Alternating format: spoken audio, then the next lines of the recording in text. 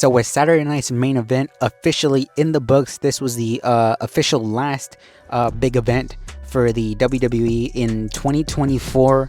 The next big one is going to be obviously the Raw on Netflix, that first episode of Raw on Netflix. But tonight was Saturday night's main event. Tonight was obviously the old school throwback, edition of Saturday night's main event. They had the ring all decked out in, red, white, and blue robes. They had the minimalist stage design. They had Jesse the Body Ventura out there, which I thought was a tremendous, magnificent touch out there because, just hearing his voice on the call, on the commentary, during the main event and whatnot, it just felt right. You know what I'm saying? It just felt great to see him back on there. They had the referees wearing the old school referee uniform for the entire show, which I thought was also a nice little touch. But overall, I thought this show was a pretty good show, despite the fact that, for the most part, not much really happened on this show. I feel like it was kind of, to use the term, a glorified house show, but that doesn't mean that it was a bad show nonetheless. We had pretty good matches overall.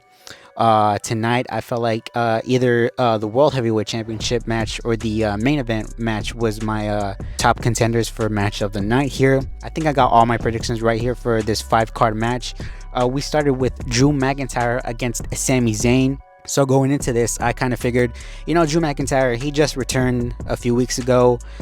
He's had a lot of losses in this year, so I figured, they're probably going to want to start the rebuild for Drew McIntyre, which was the case here tonight. Obviously, he went over, he hit Sami Zayn with a Claymore kick, knocked him inside out. He got the win. One thing of note that I found interesting was, after the match, he's kind of kneeling down. He's kind of telling Sami Zayn, he's kind of telling us, through the camera, he says, one down, 4 more to go.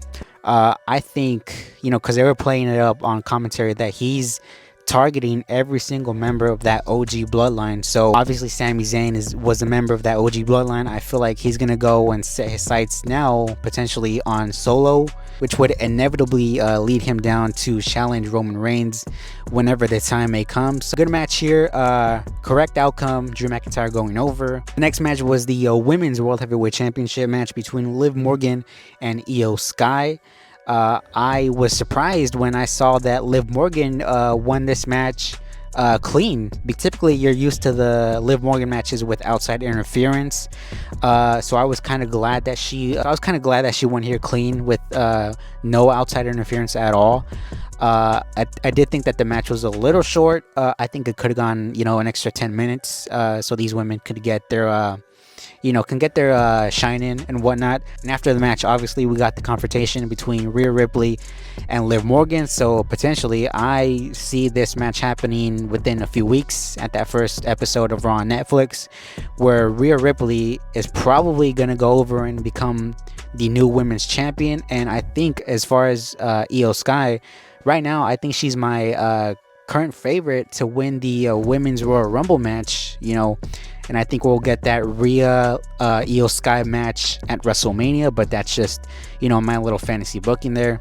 Next, we had the World Heavyweight Championship match between Gunther, Finn Balor, and Damian Priest. Like I said, I thought this was a great match. These three guys, Gunther at the end of the match really kicked it up into high gear and got the win over Balor. After the match, he looked real confident after the match, so I think potentially he's starting to come out of his rough patch, so to speak. But yeah, man, I thought this was a pretty good match as well. We got the inaugural United States Champion crown, which was a match between Chelsea Green and Michin. So going into this, I kind of figured Chelsea Green was going to win as well. I really like the finish of this match, where Chelsea Green is on the top turnbuckle and kind of does a flip into the ring as she hits the Unpretty Her, and she gets the win, and she is the new Women's United States Champion.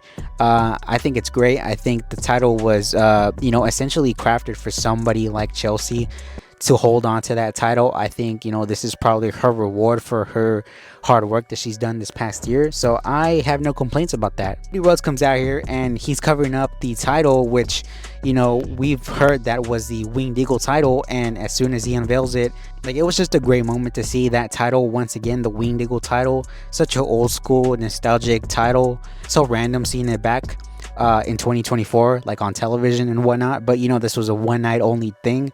I said to myself, I wish this was the title going forward. I wish they would get rid of the current version that they have now and just switch back to this one. But I'm getting way too ahead of myself. I had this match, and I thought this match was pretty good as well. Jesse Ventura on commentary was playing up the fact that Cody Rhodes. How Cody Rhodes is essentially like the villain, how he's the heel, how Kevin Owens, did nothing wrong, how, Kevin Owens should really go after the ankle of Cody Rhodes because the ankle was such a big time sort of issue with Cody. But we got 2 ref bumps here tonight. The first ref bump leads to Kevin Owens going for a stunner. He goes for the pin, but no one's there. And then afterwards, another referee comes down, covers him 1-2, but Cody kicks out.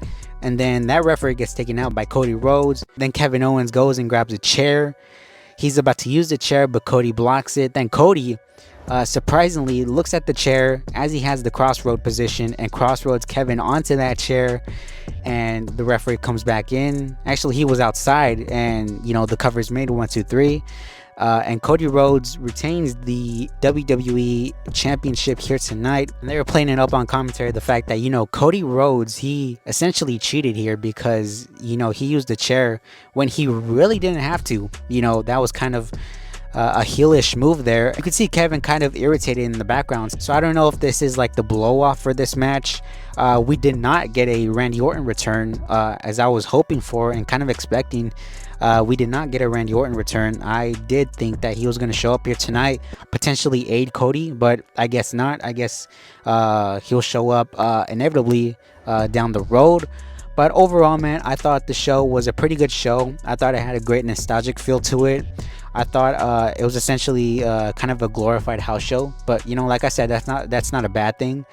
But yeah, overall, I think it was a pretty good show. Let me know what you guys think down below, and let me know your thoughts and your comments. And as always, take care, guys, and I'll see y'all later.